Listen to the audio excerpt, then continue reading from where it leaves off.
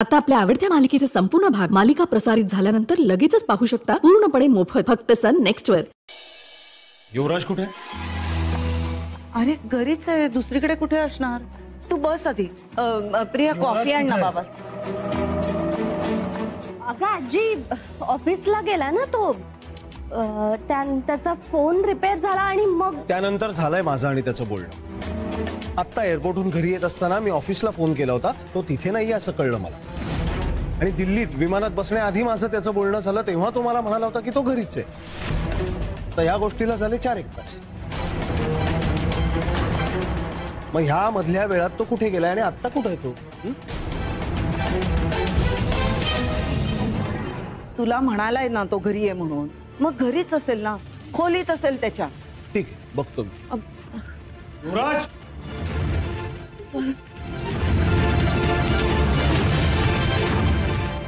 युवराज, युवराजची खोली कुठे आहे? युवराज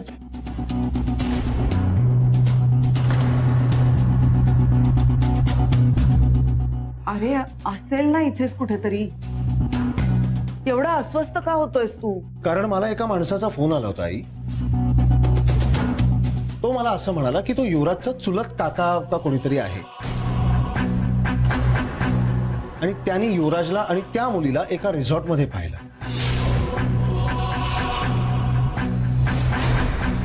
हनीमून साजरा करायला तिकडे गेलेत म्हणे.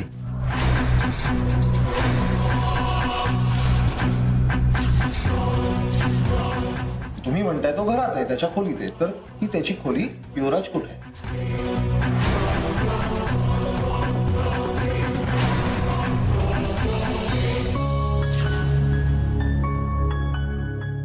सर,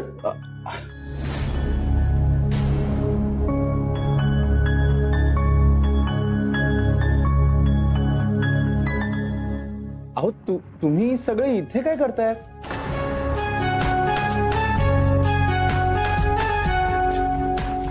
म्हणजे तुमचं काही काम होतं का? नाही, ऍक्च्युली तुम्ही मला हाक मारत होता ना, ते ऐकलं मी, पण तेव्हा बाथरूम मध्ये होतो, आंघोळ करत होतो, म्हणून रिस्पॉन्ड करू नाही शकलो. सांगा ना काय काम आहे? नाही अरे नाही, झालं असं काही नाही. दिल्लीत एवढी महत्वाची मीटिंग झाली ना, तर त्याविषयी जरा सविस्तर बोलायचं होतं. ठीक आहे, तू आवरून घे, मग भेटू आपण खाली. येस.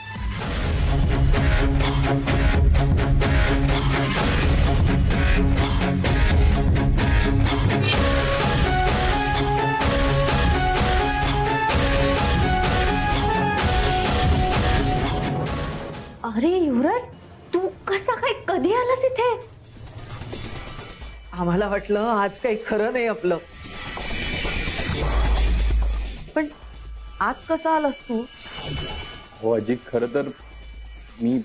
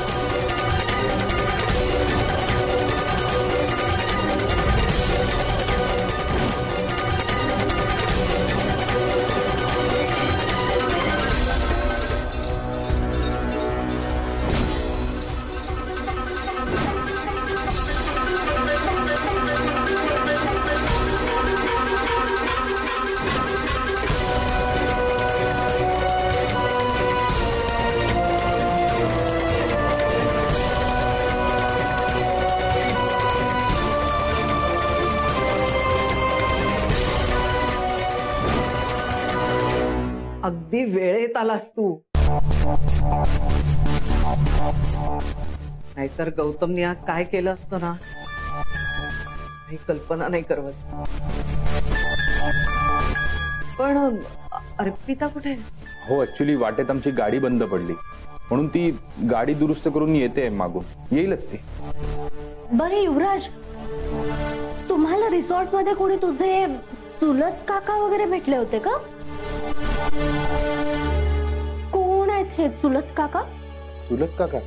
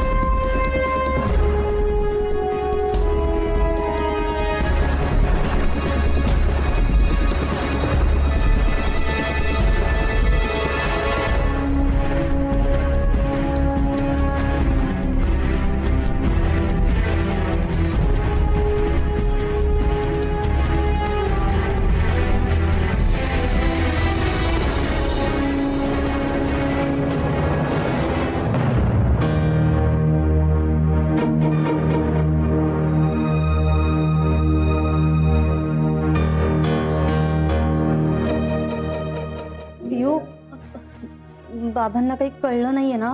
आपल्यावर काही संशय? हा, बोल ना. नाही अगं, पण आता प्रिया आणि आजी म्हणत होते की आपण त्या रिसॉर्ट मध्ये होतो तेव्हा माझ्या कुठल्या तरी चुलत काकांनी गौतम सरांना फोन केला.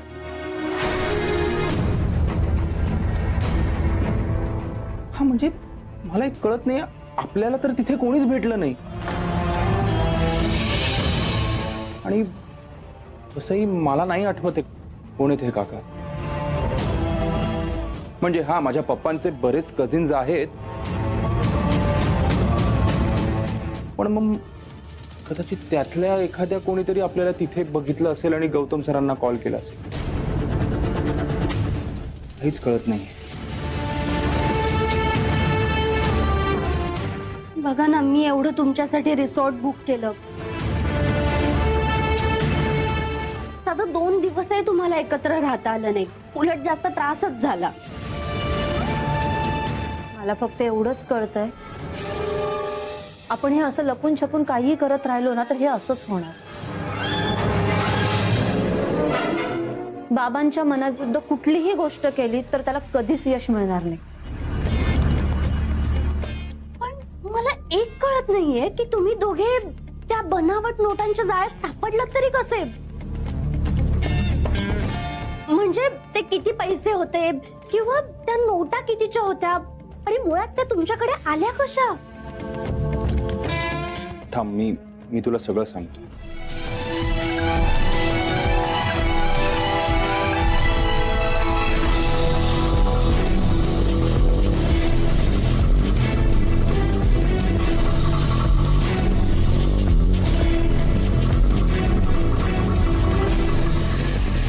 सीसीटीव्ही मध्ये युवराजला 2000च्या खोट्या नोटा देताना तुमच्या मुलाला बघितलं असेल ना, हाच तो मुलगा. काल प्रियानी जेव्हा फोन केला तेव्हा मला वाटतंय मॅडमने फोन उचलला होता आणि हे सगळं प्रकरण सांगितलं.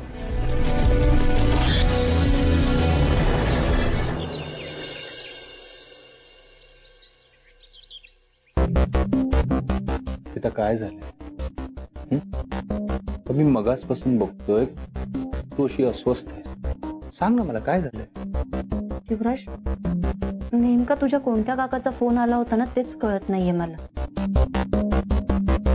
आणि दुसरी सगळ्यात महत्वाची गोष्ट, आपण फसलो हे पिऊला माहित होतं, कारण तिचं त्या इन्स्पेक्टरशी बोलणं झालं होतं. आणि नील लगेच आपल्या मदतीला आला. ऍक्च्युली थँक्स टू हिम. म्हणजे बघ ना, नील जर तिकडे आला नसता तर गोंधळ केवढा वाढला असता नाही. युवराज, तुझ्या एक गोष्ट लक्षात येते का? पिऊला तिथे नेमकं काय घडलं होतं? म्हणजे तो मुलगा कोण होता, त्याने आपल्याला किती पैसे दिले होते, त्या नोटा 500च्या होत्या की 2000च्या, आणि आपल्याकडे किती खोट्या नोटा होत्या हे काहीच माहित नव्हतं. ती आत्ताच बोलली, ऐकलंस ना?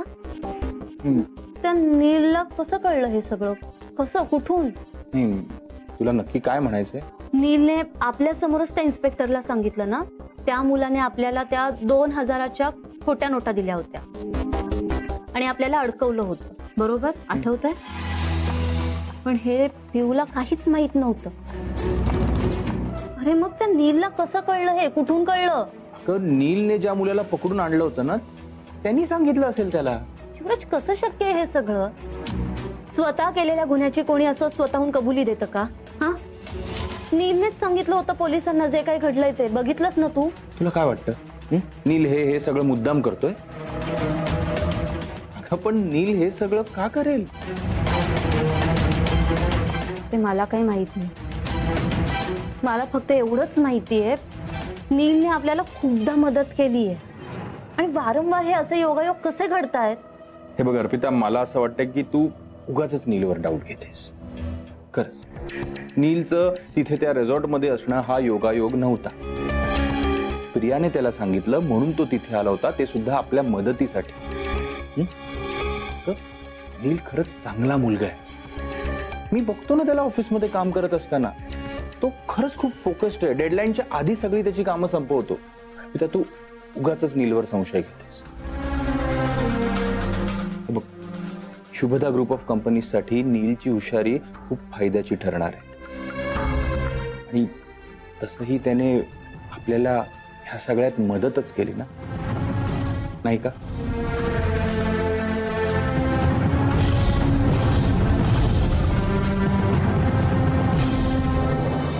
नाही खानविलकर, कॉन्ट्रॅक्ट हातचं गेलंय, एवढा मोठा लॉस झालाय, यापेक्षा जास्त महत्वाचं काय कळतंय का?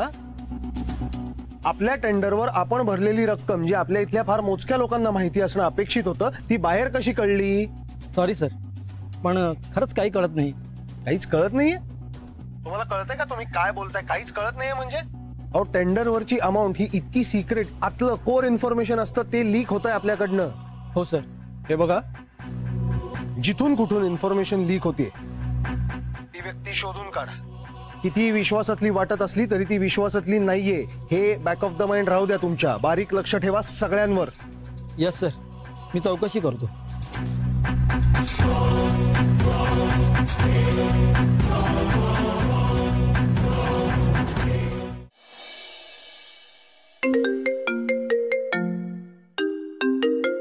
युवराज, आईंचा फोन आहे.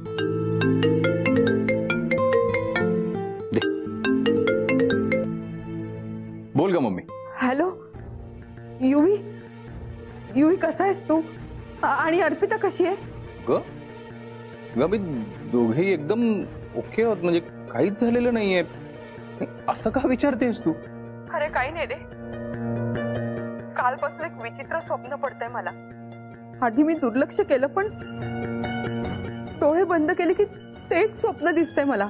आई, कुठलं स्वप्न? अगं, मला असं दिसलं की खूप मोठा काळा डोह आणि त्यात युवी पडलाय आणि तू काठावर उभी राहून वाचवा वाचवा असं ओरडते. काय सांगतेस? मग आता 2 मिनिटापूर्वी सुद्धा तेच स्वप्न पाहिलं का मी. पण आता त्या काळ्या डोहात तू पडली होतीस आणि ओरडत होतीस वाचवा वाचवा म्हणून. खूप काळजी वाटत होती तुम्हा दोघांची. कालच फोन करणार होते, पण म्हटलं तुम्हाला डिस्टर्ब नको, पण आज नाही राहवलं गेलं म्हणून फोन केला. आई, आम्ही दोघेही ठीक आहोत, तुम्ही अजिबात काळजी करू नका. मम्मी, हे बघ, सगळ्यात आधी ना तू खूप जास्त काळजी करणं बंद कर. आम्ही दोघे एकदम फिट आहोत, काही झालेलं नाही आम्हाला. फक्त एक दिवस लवकर आलो आम्ही, कारण अगं त्या रिसॉर्ट मध्ये एवढा गोंधळ उडा. गोंधळ? युवी, अरे काय म्हणतोस तू? आई, अहो अचानक पाऊस पडायला लागला, त्यामुळे आमचा गोंधळ उडाला. आणि तुमचा हा लाडका युवराज, त्याला भिजायचं नव्हतं. मग मी त्याला बळजबरीने बाहेर ओढत आणलं आणि माझ्यासोबत भिजायला लावलं. खरं तर आम्ही दोघांनी खूप एन्जॉय केला. अजून एखाद दिवस राहणार होतो तिथे, पण बाबांचा फोन आला म्हणून परत घरी आलो. हे ऐकून खूप छान वाटलं. म्हणजे अर्पिता, युवी, तुमच्या खऱ्या संसाराला सुरुवात झाली म्हणायची. तर आता लवकरच गोड बातमी येऊ द्या. काय अगं झोप लवकर, नाहीतर तुझे आजोबा येतील. मम्मी बघ कशी घाबरली आजोबांचं नाव घेतल्यावर. युवी, अरे नको छळूस रे तिला. बघ हा, रागवेन मग मी तुला. पण खरं सांगू, तुम्हाला असं हसतं खेळतं पाहून खूप आनंद झालाय मला. असेच आनंदी राहा. आणि हो, प्रवासातून दमून आला असाल ना, आता जरा आराम करा. हो आई, तुम्हीही काळजी घ्या. ठेवतो का मम्मी? बाय.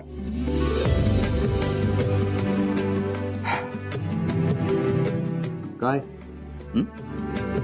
खोटं का बोलली? युवराज, आईचं मन येतं. तू तिकडे संकटात होतास आणि बघ त्यांना हे असं स्वप्न पडलं. एवढी काळजी करतात ते तुझी.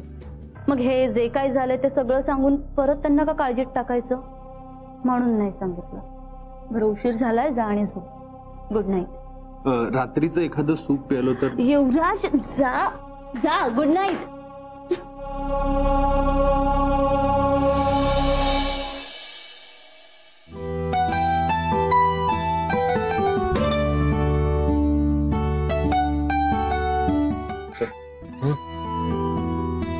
बापरे, ए काय रे?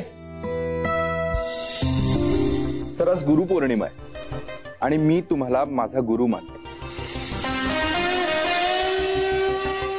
नाही, माझ्या मम्मीने जरी माझ्यावर संस्कार केले असतील तरी बिझनेस बद्दलचं बरंच काही मी तुमच्याकडून शिकू.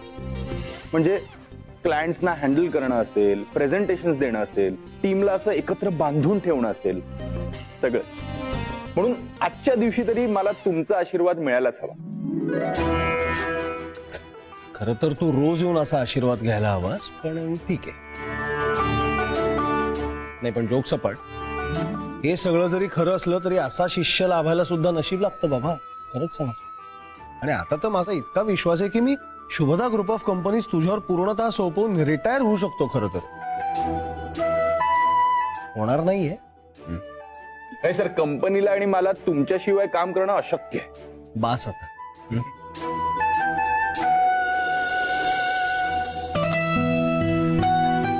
बाबा, मला सुद्धा तुझ्या पाया पडायचंय.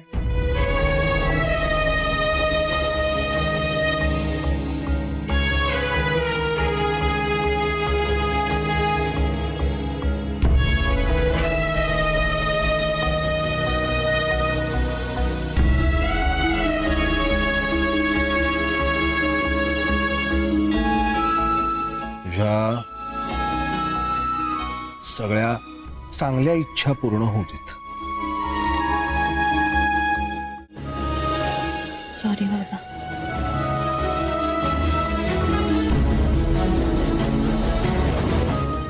त्रास दिलाय ना मी?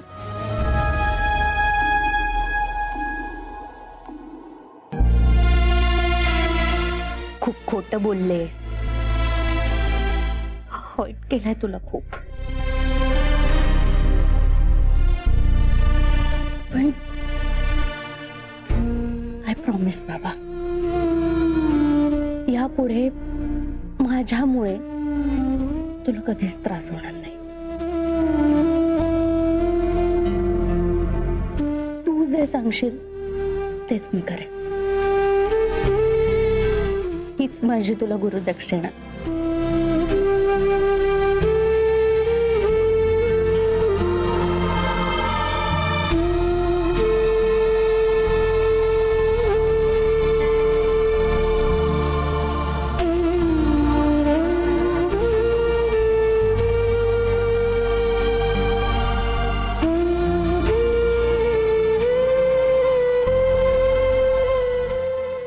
आता तरी खरं सांग, हाताला लागलं, पायाला लागलं, ते पडलीच वगैरे सगळं नाटक होतं ना. लगेच इतकी बरी झाली. हा, डॉक्टरला काही अक्कल नाही असं समजून स्लिंग वगैरे सगळं काढून टाकलं काय? मला खरंच बरं वाटतंय, खरंच.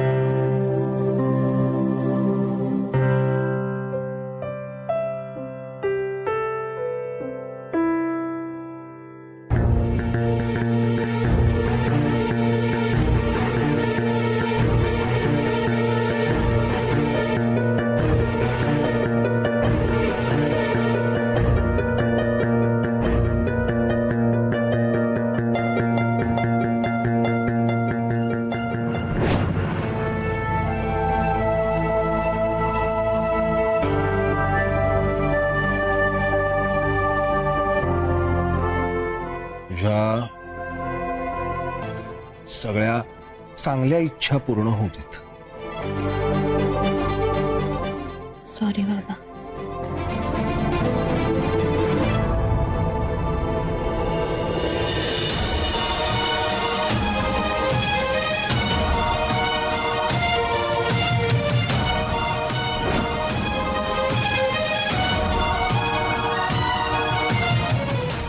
या घरातली, माझ्या आयुष्यातली हिची काय जागा आहे हे इतक्या वर्षातही हिला कळलं नाहीये का?